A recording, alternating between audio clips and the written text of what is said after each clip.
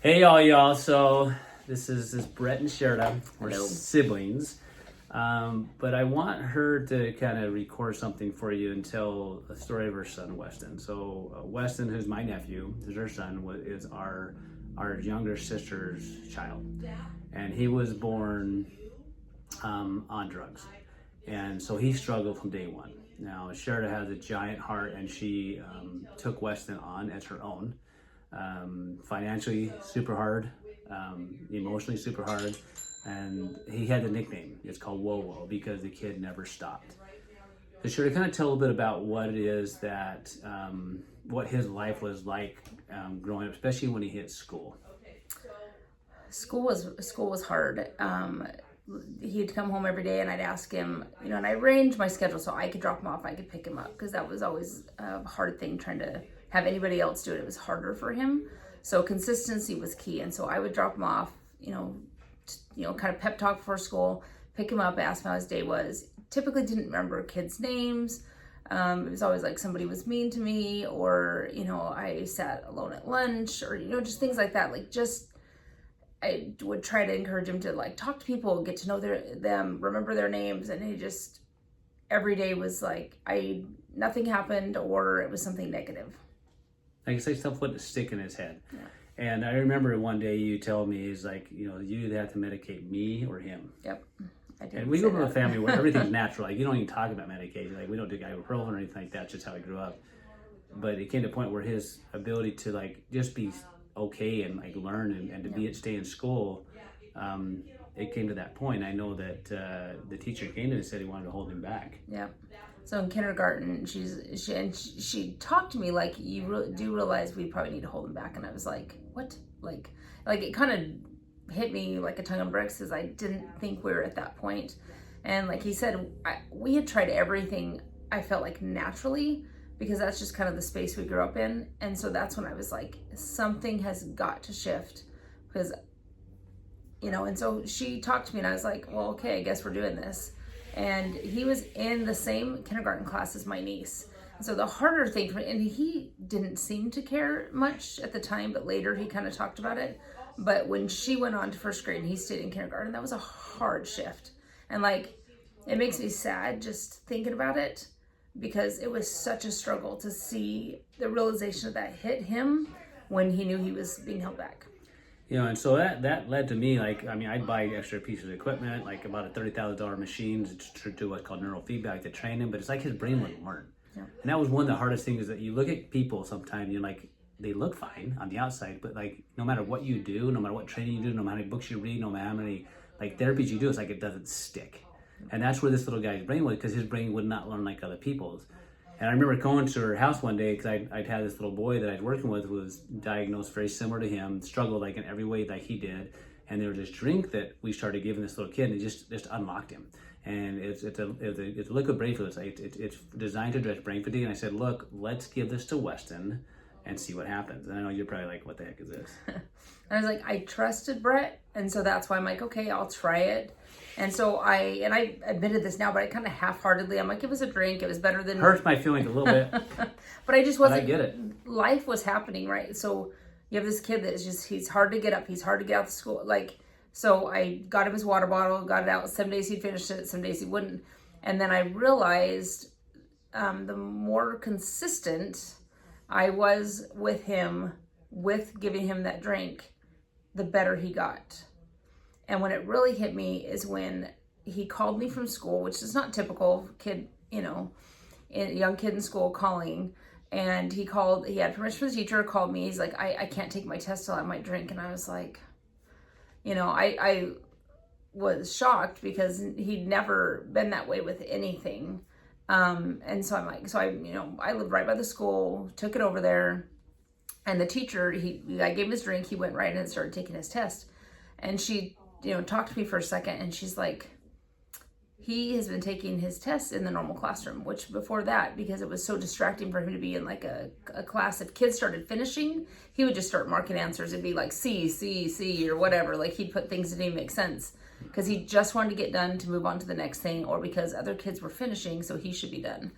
And so to see that he, on his own, had asked to stay in the normal classroom, and it didn't even faze him if other kids had finished first, that he was going to complete his test. So that was huge for me. And that was him noticing it now. And I know he struggled, so he's still a grade behind our niece at that point in time. And then you got more consistent with him with that at that, and he started progressing. Now he was on medication for a while, right? Yep. For how long? Years. Yeah. Like, and so and at what point did you guys start having him come off? When was that? Probably like junior high, which junior high is one of the hardest. Yeah, you think junior high is not necessarily you know? you want to do that, but why did you decide to do it then? Because he was doing better without it. He didn't need a lot of correction from the teacher, or to to go in after school or before school. I mean, he would still get tutoring sometimes and things, but he wasn't needing the constant kind of interaction to help him stay on task. So think about the guardrails. The dude always, I called him whoa because you're always course correcting him, and so it got where his brain was doing on its own. Brain job is to regulate.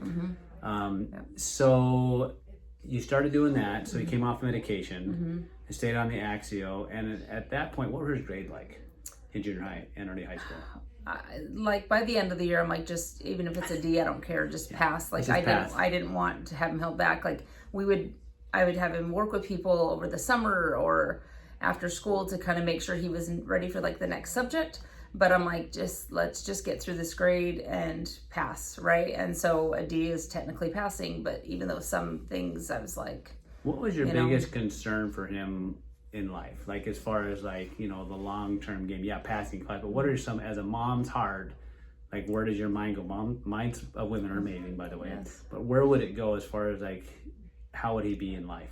Just will he be able to take care of himself? Will he be able to have a job that he wants to have, not just something that to survive and barely if do paycheck to paycheck, like something that he could just really thrive in. I just didn't know what that looked like and if that was a possibility, because most things, you have to retain information, you have to have skills, you have to like be willing to learn and be a team player and all those things, right? And I just didn't know how he would be in a social situation at work, or just that learning and being accountable to like a boss, right? What that looked like for him. So and then I know going full circle. So he was on this one brain drink we called Axio, which had huge impact. And then at what point did things really shift for him school wise? I know, so mind you, when we started the product, he was about how old? 8-ish. 8, 9, somewhere in there. Okay. So went to junior high, was somewhat consistent, and then got consistent on the drink. He loves to drink, right? The kid loves to drink, and it tastes good, which is good to brain drink. And if not, guys, here's what happens. If they don't do something like this, they end up on like energy drinks or something worse. Okay, because they're going to self-medicate one way or the other. This gave him a good healthy alternative.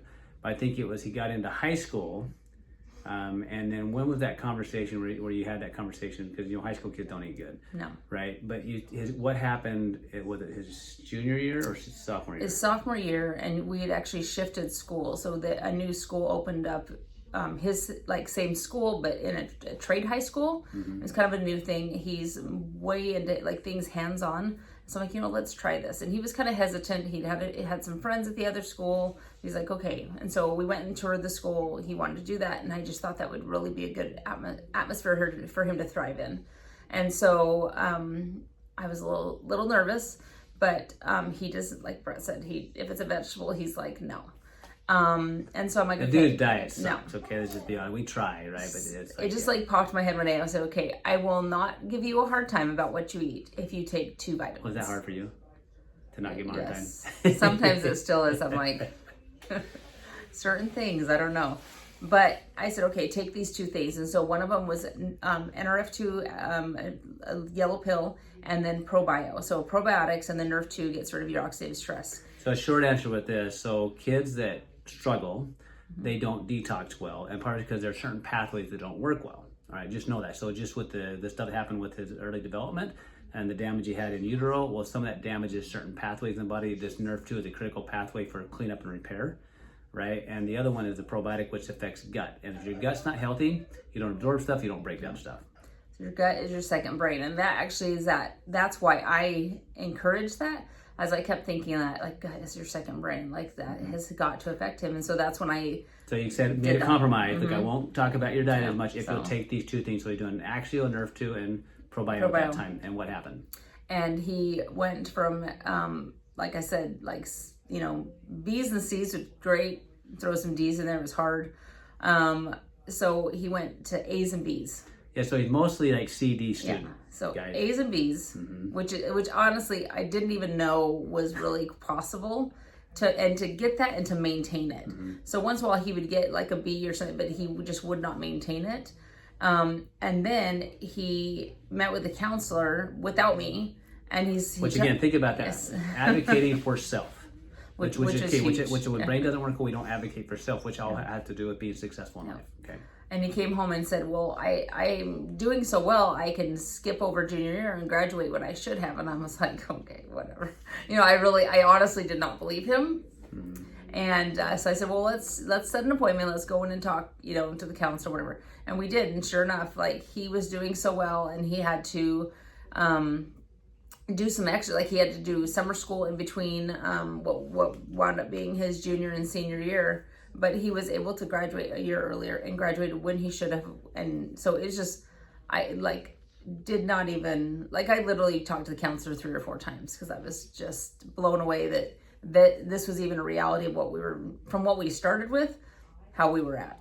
So here's the power of this to me as a brother, but also the physician. Like, she was looking for answers. I was doing the best that I knew at the time. But because of other things that we found, we need to find this. So it wasn't that he wasn't smart. It wasn't that he wasn't capable. These pathways weren't working. Once we gave his brain what it needed, it performed. So much so he started advocating for himself. His body didn't need other things to manage it with medications or whatever else. And when you started working with multiple systems, he started retaining and recalling and actually enhancing what he was doing. Where it wasn't he wasn't smart. He's smart. He's intelligent. But it's like he's living in a fog. And so we want you to know that if you're struggling, this is a possibility for you. And I kind of asked her to do this. I want her to be real about this. There's moms out there that are struggling. There are families out there that are struggling, that their whole lives revolve around individuals. And it's just because they don't know this yet. I'm not saying this is a permanent cure, but this is changing people's lives with our ability to enhance the natural functions of the body. That's critical.